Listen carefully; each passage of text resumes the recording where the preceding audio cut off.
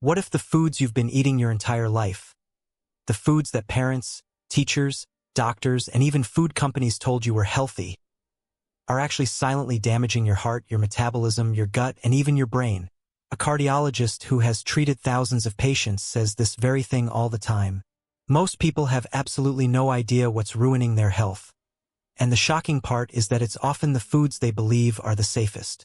Today, we break down the real hidden dangers inside everyday foods: bread, rice, fruit, seed oils, coffee, charred meats, and how they influence inflammation, the gut, the vagus nerve, your heart rhythm, and even your lifespan.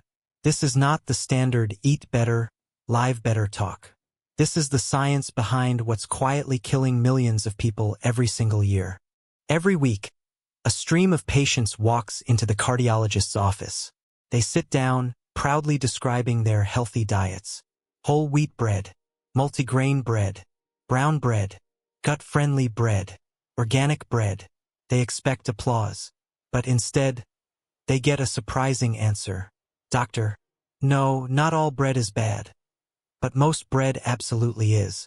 He explains, bread is historically a survival food, not a nutritional one. Most modern bread is empty calories, designed to spike your glucose and appetite.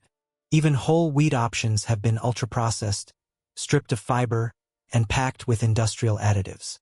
The only exception he tolerates? Sourdough. And it's not because it's trendy.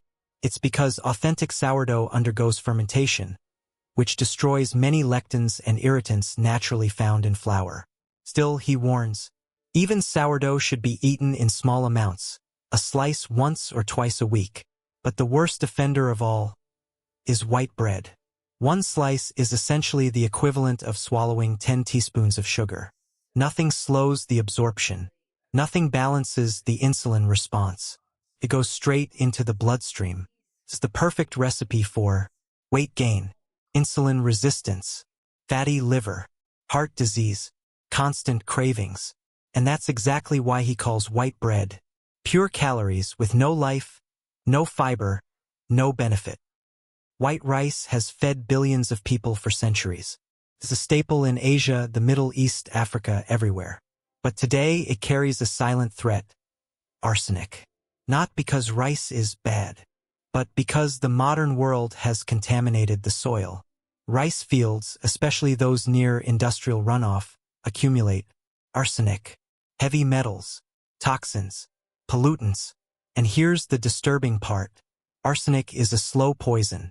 The cardiologist says, "I never thought, as a heart doctor, that I'd spend so much time teaching people how to cook rice safely." His method, the safe rice method: soak the rice overnight. This pulls arsenic and metals out into the water. Discard the soaking water. That's where the toxins collect. Cook with extra water. Like pasta, 5 to 6 cups of water for 1 cup of rice. Drain again. Discard the cooking water. Refrigerate the rice. Cooling turns the carbohydrates into resistant starch. Reheat and eat the next day. Now the rice behaves differently inside the body. Instead of spiking blood sugar, the rice acts as food for gut bacteria, not for your fat cells. This process lowers insulin response, reduces weight gain, improves gut health, protects the metabolism, reduces inflammation. He always finishes with, "If you're going to eat rice, this is the only safe way." People love crispy, crunchy, burnt edges, blackened fish, charred barbecue, air-fried everything. But when you burn or overcook food, you create advanced glycation end products, or AGEs. These are molecules that do not exist naturally unless exposed to extremely high heat.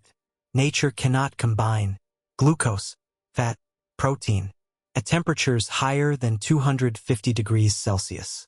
But your frying pan can, your grill can, your air fryer definitely can. And when you eat those AGEs, your body reacts violently. They overwhelm the immune system. They trigger receptors called rages, which sounds like a Marvel villain, but is actually deadly serious. This leads to chronic inflammation, insulin resistance, oxidative stress, premature aging, stiff arteries, poor heart health. Imagine eating inflammation. That's what AGEs are. The cardiologist warns, the more blackened your food, the more inflamed your body becomes. Crispy is fine, burnt is poison. This one shocks everyone. Fruit is seen as nature's perfect snack. Vitamins, fiber, antioxidants, colorful, healthy, but modern fruit is grown year-round, is genetically shaped to be huge, has far more sugar than nature intended, is eaten in huge quantities. The cardiologist says, fruit should be eaten in season, small amounts. That's it. Why? Because fruit contains fructose, which goes straight to the liver, converts into fat, causes fatty liver, raises triglycerides, damages metabolism, increases inflammation. He even had a patient who ate fruit for breakfast, lunch, and dinner. And the moment he stopped, his mental and physical health dramatically improved. So the rule is simple. Fruit is not unlimited. Fruit is not a meal. Fruit is a seasonal dessert. Canola oil, sunflower oil, soybean oil, corn oil, safflower oil.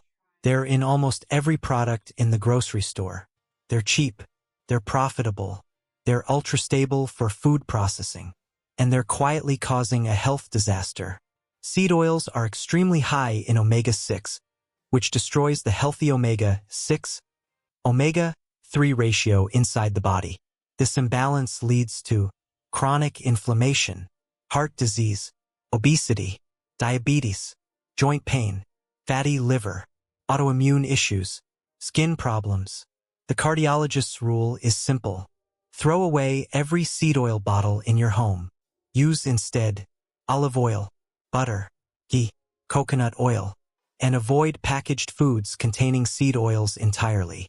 Your heart depends on it. At this point, people ask, how do I know if my cardiovascular health is good?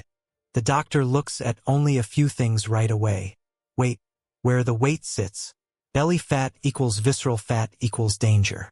Joint pain, skin issues, autoimmune symptoms, digestive problems. Because all of them point to inflammation, the real root of heart disease. He often sees patients with joint pain, psoriasis, eczema, rheumatoid arthritis, and when he fixes their gut, fasting schedule, sleep, stress, and diet, their joints improve, their skin clears, inflammation drops, and their heart risk plummets. It's all connected. Bad breath sounds harmless, but it's not.